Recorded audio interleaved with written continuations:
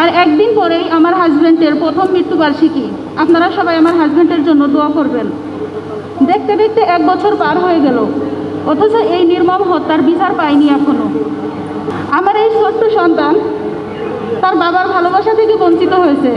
সে এতিমের তকমা পেয়েছে, আমি বিধবার তকমা পেয়েছি। আমার ভালোবাসার সংসার ভেঙে গেছে। এইসব ক্ষতির কোনো কিছুর বিনিময় হয় না, কিন্তু যদি এই নির্মম হত্যার বিচারটা পেতাম, কিছুটা হইলেও স্বস্তি পেতাম।